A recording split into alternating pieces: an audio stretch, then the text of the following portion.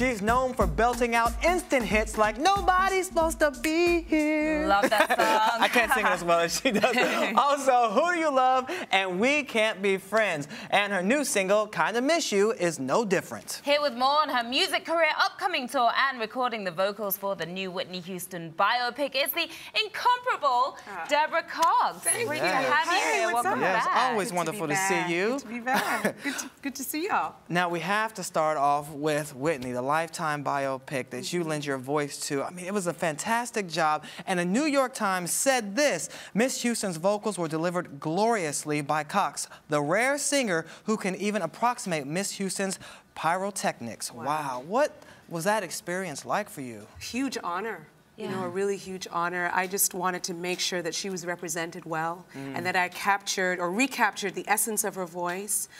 So I knew that it was going to mean going in and singing with no auto-tune, because auto-tune tends to change the timbre of your voice. Yeah. It takes away the body, and Whitney's voice was just full and amazing and just had such an amazing tone to it. So I knew I had big shoes to fill, but we really, really wanted to strive to honor her. And you did an amazing job, and we actually have a clip of Yaya performing, and your voice, of course, as the voice of Whitney Houston here.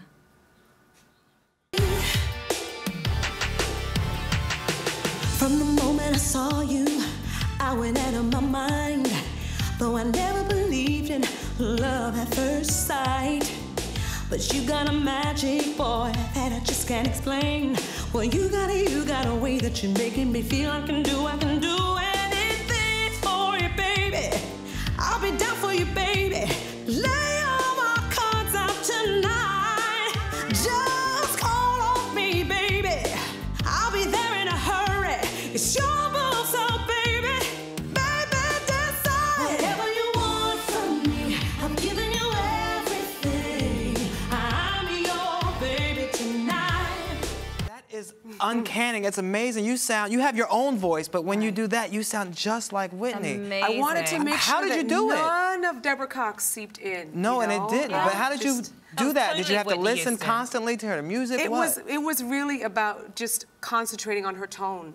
You know, really trying to find or to erase my tone and kind of get her tone in there. Did that take a lot of preparation? Well, I mean, I feel like I've been through the school of Whitney Houston, listening to all her hits growing up. You know, You Give Good Love, Saving All My Love for You. Those were songs that I lived for and just wanted. It's the reason why I'm here as an artist myself. It was because of that inspiration. But you know, really, with her, it's about diction. It's all about making sure that you enunciate, make sure that you have a nice, full, rounded tone in delivering a song. Yeah. There's all these technical things that go into trying to emulate someone else's voice, and so I had to pay very, very close attention to those things. Was it nerve-wracking for you as well? Absolutely. Knowing that you had to fill such pictures. And all eyes were on the biopic. Yes. Everyone was talking about it. There was so much buzz around it. Yeah, a lot of buzz, a lot of, you know, I think because of who she is the voice. And I think, you know, again, the pressure was on to make sure that she was represented well. And so the music absolutely had to be on point, you know, and I'm a fan and I'm a musician, and I knew that there were going to be musicians out there like, okay, you need a DX7 for this, for the greatest love of all. You need a certain sound, drum sound to, you know, so that it sounds authentic. Yeah. Now, you and Whitney were both discovered by Clive Davis, and you guys actually became friends, right? Yeah. So what was she like? She was a great, warm person, just had the spirit like no other. I mean, she was, when she walked into the room, she just had that charisma. She was very charismatic with everybody. She made you feel like you were the only one in the room if she was having a conversation with you. Wow.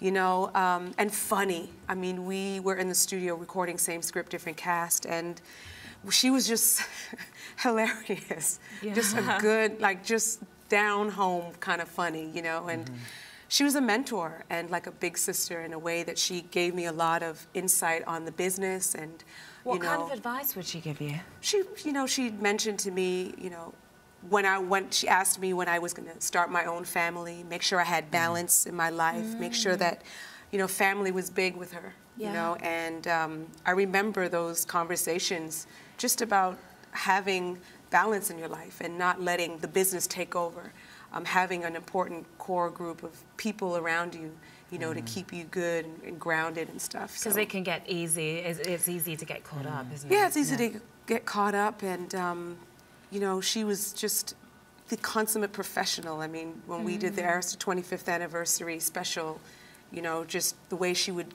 get up on that stage and just turn it on right away and knew how to just perform and engage you, you know. Just, she was a very, very special, gifted, anointed voice. Wow. Very much so. All right, well, let's switch gears a little bit and talk about your new single, Kinda Miss You. Okay, who are you missing? Oh, and what was the inspiration behind this song? Well, the inspiration was really about where I am right now. It's a love song, but it's not so sad love song. It's got a bit of, it's soulful, it's kind of edgy, and it makes you move. It's got a groove to it, a beat to it that's kind of dope. And I wanted to really merge both of my fan bases, which is, you know, the R&B soul audience as well as the dance audience and the LGBTQ audience that have been huge supporters of me for many, many years. And this was the perfect song. It was produced by the Rascals, written by another girl named Jessica Ashley, shout out.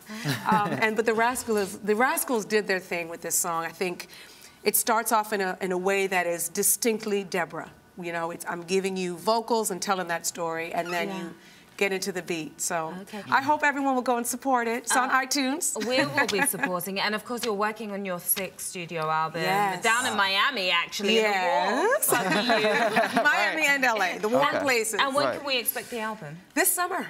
This summer. It's called Work of Art. And it'll have the big ballads, the big anthemic ballads, as well as, again, some joints you can dance to and groove to. And it'll be out this summer. I'm very excited. And you're also going to be going on the road again this summer, you know, touring with that. Is it still the same feeling when you get on stage now as the first time when you hit the stage? It's different now. I mean, I think that, you know, it's always about being with the audience and engaging and exchanging. I still get very, very nervous before a show. Like 5 minutes before, I get the butterflies and the jitters. What do you do to calm down, to get rid of those? I breathe, deep breathing. All right, okay. I love yoga and stuff, so I breathe deeply and I just center and I get real focused. And then I go and do my thing, you know. But for me, it's about inspiring and engaging people and making people feel something and reconnect to music and melodies that they hear. So that's the fun part. Of course, we also have to ask you about Bobbi Kristina, who, of course, is on life support. Do you know exactly what's happening? I know, obviously, you're friends with the Houston family. No, I'm not. Well, I don't know them personally. Just but my relationship has always been from a professional perspective, you know, being label mates, being a part of the same record company. But I send out my prayers and my wishes to both her and the family. I hope that she gets well soon, you know, and that our thoughts and prayers are with her. Yeah, they certainly are. Yeah. So what's next for you? What are you working on besides the album? The new album, another Broadway show. Oh, Josephine. Thank you. You were in Aida. Yes, I did Aida first. Jekyll and Hyde. And then Jekyll and Hyde, yes, when I last saw y'all. It's been very good to me, the Broadway stage, and that platform has been a wonderful way to reach a whole new audience and a whole new demographic, and it allows me to kind of get back to my roots, which is singing live, singing with an orchestra, singing with live musicians, and singing just great penned songs, you know. And so I'm looking very forward to the Josephine Baker story, which will come online next year. Next year, we want it now. We've talked about this for a few years. Yeah, it's been a long. A lot of people don't realize the Broadway game is a game, and it's a long process for a show to go from its infant stages of being a script to finally finding the right director and the right team, and then finally getting it to Broadway. It's a long process. So finally, folks will be able to see Josephine. And then there's a few other projects in the works as well. Well, when that comes out, you definitely have to come back. Absolutely. Share it with us. Definitely. Yes. Always great to have you here. Thank you so much. Always a pleasure. Thank you. Thank you. All right, and we'll be right back with more Rise Entertainment 360.